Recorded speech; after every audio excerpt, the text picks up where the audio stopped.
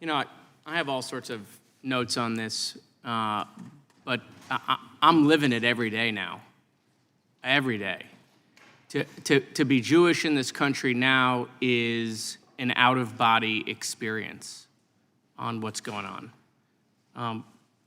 You know, my grandmother escaped the Holocaust. She was part of the Kindertransport out of Germany. Parents were killed in Auschwitz, lost all sorts of other family in Poland. And this is not comparable to that.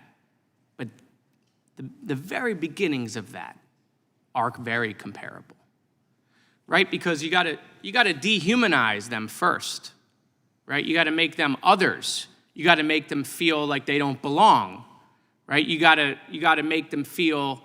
You got to make other people feel. You got to build coalitions. You got to build consensus that, you know, the Jews don't belong. And I want to be clear. This theory out there that, oh, you can be anti-Zionist or you can be anti-Israel and not be anti-Semitic. I would say that theoretically you could, but that is not what's happening. It is not what's happening. You can absolutely go criticize a government. Great. Wonderful. We do it here. But that is not what's happening.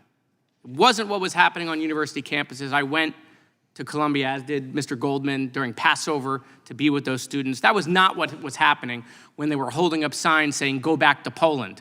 It's nothing to do with Netanyahu. And people were silent. And Jewish families across the country knew the stuff that was going on college campuses. Okay, if that was happening with any other minority group, it wouldn't have gotten past lunchtime on the first day. I have police outside my house 24 hours a day. You think that's because of Netanyahu?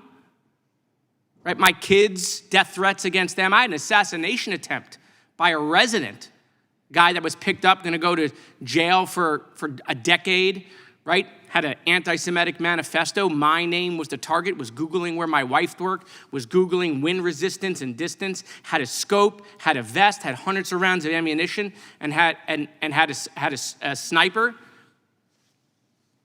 So I know what's going on in this country. But I would tell you, there is one thing that is uniting the left and the right, and that is Jews. This is not just a problem on the left. Go look what's going on social media on the woke right. It isn't just some Nazis in a basement anymore, okay? Marjorie Taylor Greene is holding up the Antisemitism Awareness Act because she wants to be able to say the Jews killed Jesus. So this is a problem in both of our houses. And pretending it is not is one of the reasons why we're not cleaning it up. Because we're just saying, oh, you know, you over there or you over there. This is not going well for Jews right now.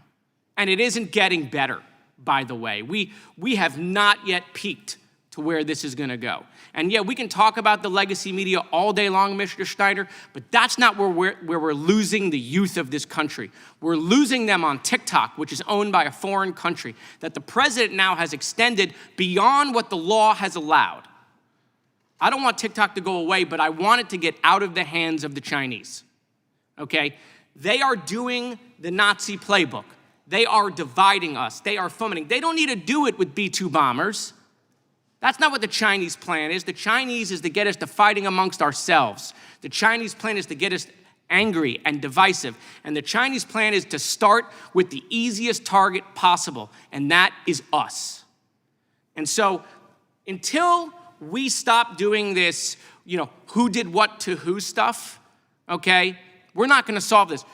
Jews are losing their usual allies, those allies that we've had for decades and decades and decades, groups that Jews have stood up for. We're losing them by the moment, especially amongst young people. So, you know, I'm called a foreign asset, right? That I'm a foreign lobbyist. I mean, it's just endless. Go look, any post I put up, the hatred, the vitriol that's going on. And so I appreciate this hearing, Mr. Chairman, but this hearing ain't gonna fix shit,